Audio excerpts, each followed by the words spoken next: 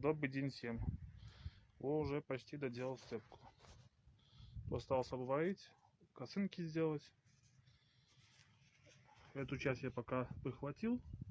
Но еще можно, значит, двигаться будет. Вперед, назад еще толком не знаю пока.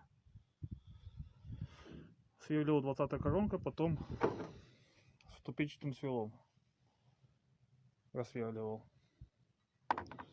Коронка вот такая вот по металлу, 20-я. 25-я не нашелся, у меня только 30-я и 35-я еще есть. Надо будет купить. Очень удобно.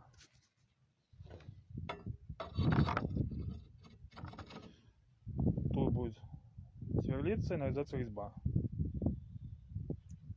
И будет центральный винт. Вот так. Очень массивная получилась.